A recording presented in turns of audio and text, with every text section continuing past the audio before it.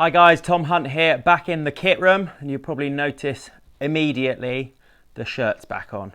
Now, I've started a few of these videos to kind of get a bit of a conversation going, try and get some of my views out there online, try and get some responses from other people as well in terms of what they think, any tips and tricks that they've learnt. But I must admit, it was the shirt that got the most amount of comments, so it's back on for today. Today's subject is going to be my top 5 types of lure. Now, that's not 5 individual recommendations I'm going to give you.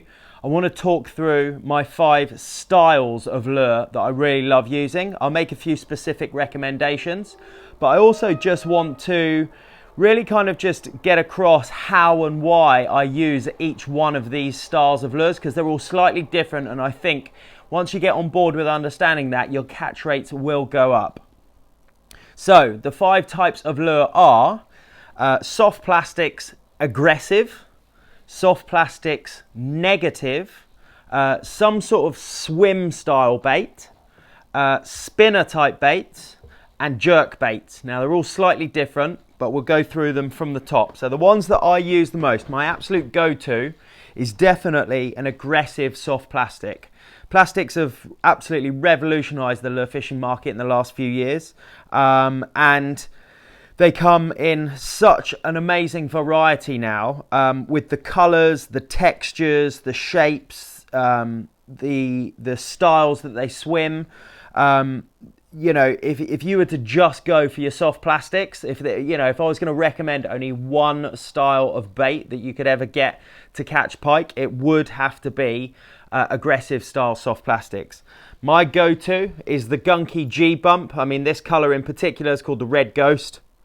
Absolutely fantastic lure. I've caught hundreds and hundreds of pike on this.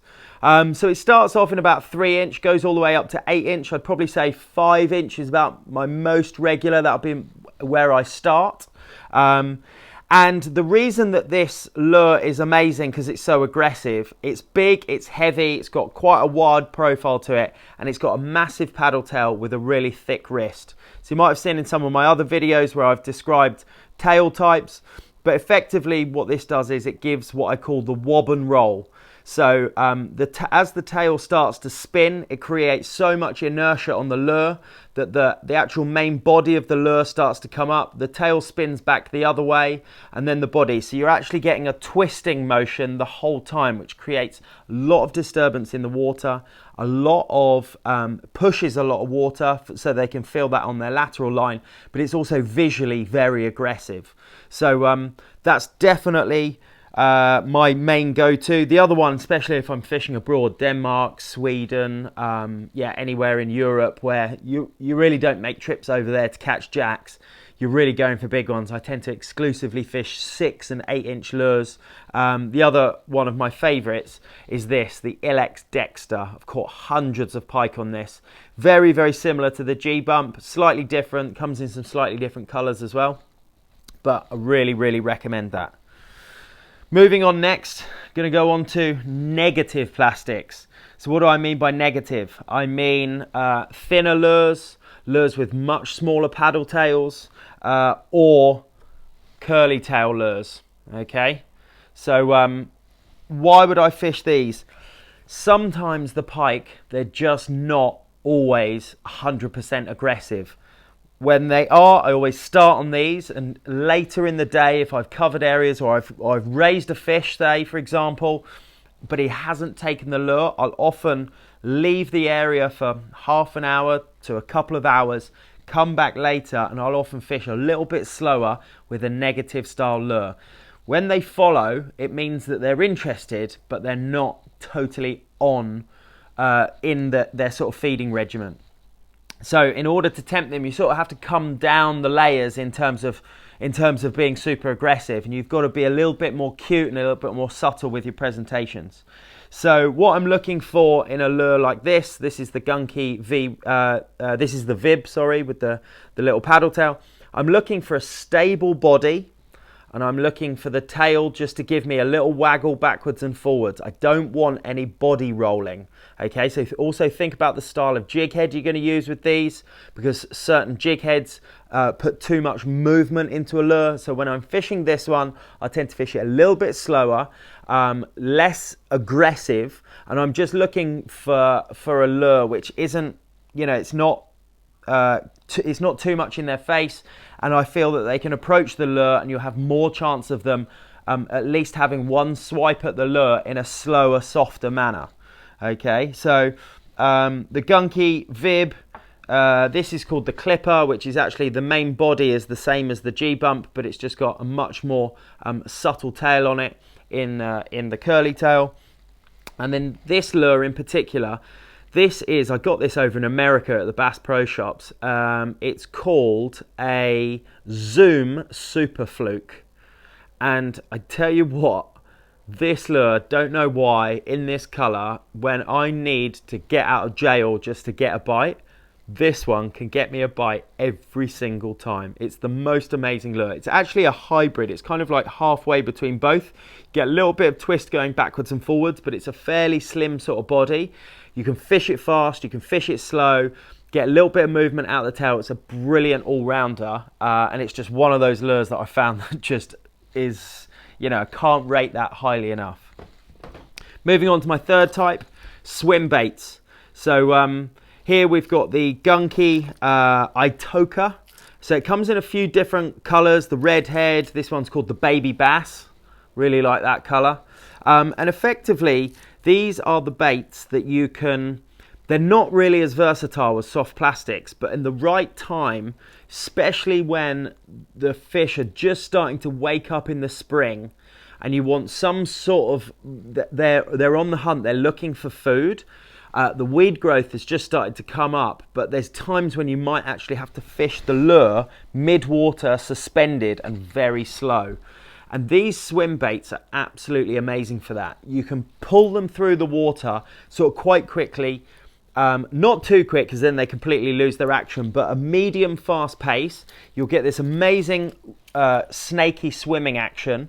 But then the best bit about them that you don't get with the soft plastic is you can leave them and pause and it will just hang there. It might slowly rise up to the surface or slowly sink depending on sort of what depth you're at.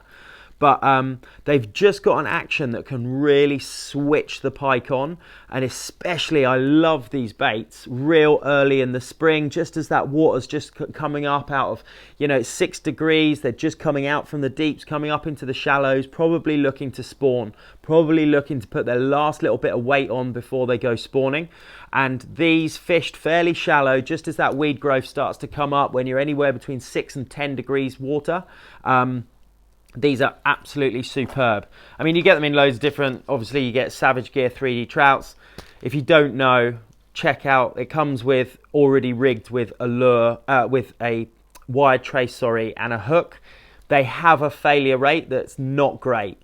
So I know a lot of guys out there will, before they've even cast it for the first time, they'll rip out that wire trace and the hook and replace it with one that they've done themselves, just because there's been quite a few instances, and I've personally had it as well, where the crimps will open or the wire will fail you in some way. So that's the only negative. Other than that, they do catch a lot of fish, but they're actually a soft plastic kind of swim bait.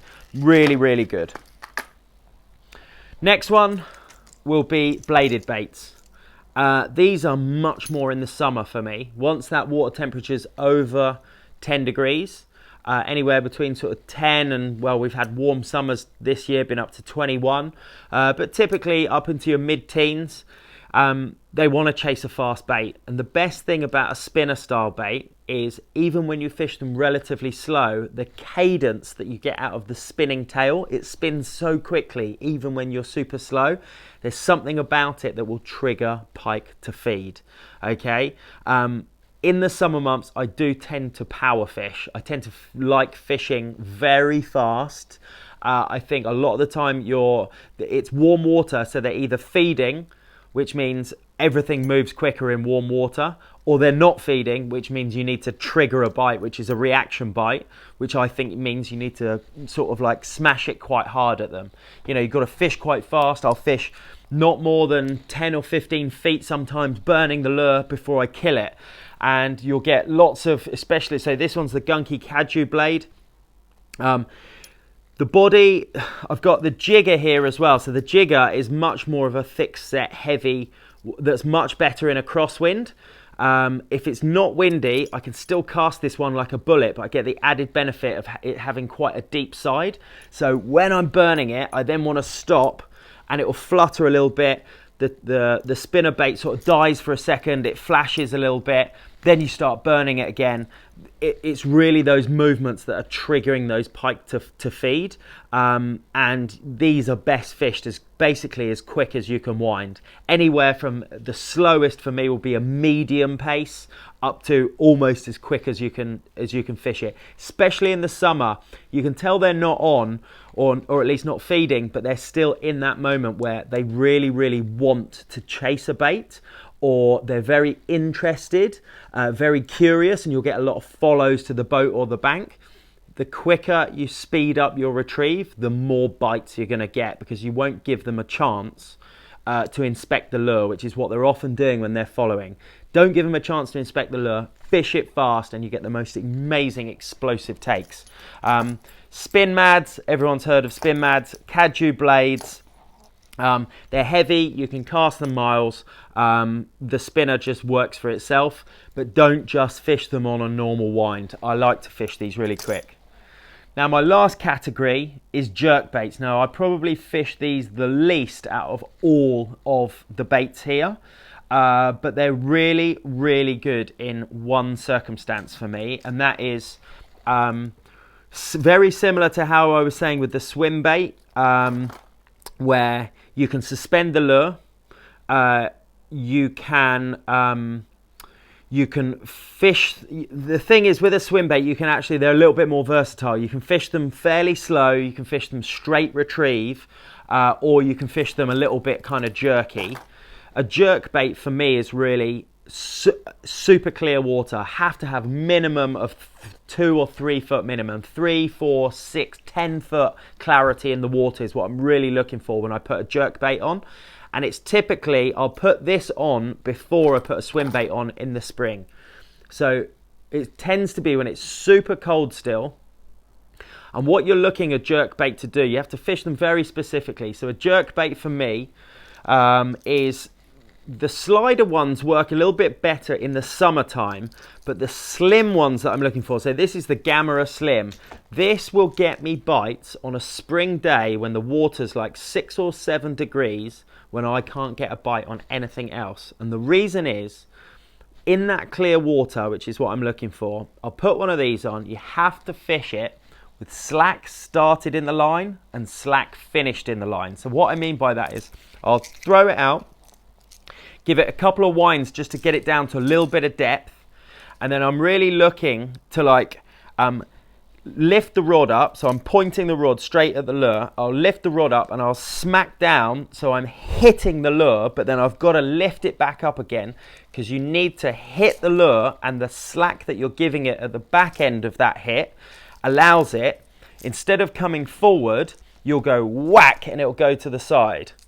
And you'll then go whack again and it'll go back this side. And the reason that this is so good is because you get that really quick, short, sharp movement in the water, but it basically just sits there. And for those lethargic pike that are still quite cold in their body, the water's still cold, they're not swimming around chasing baits at 100 miles an hour like they do in the summer, you know, like I would fish one of these.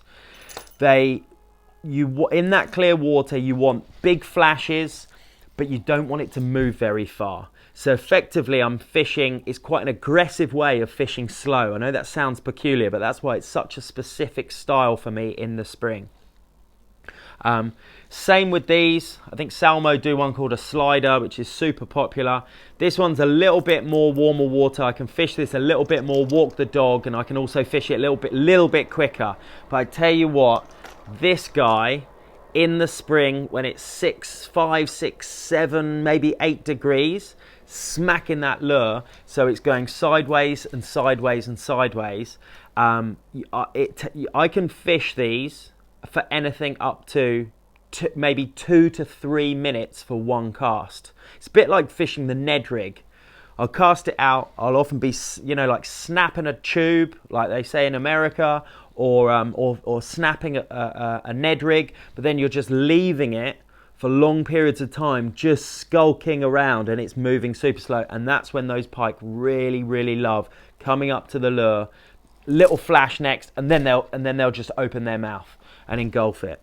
So that's my top 5 styles of pike lure.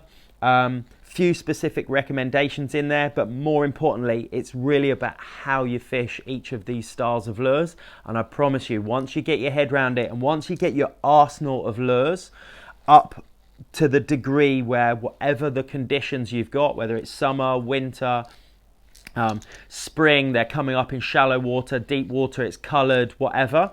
Once you've got your arsenal and you know how to fish them, your catch rate will go up.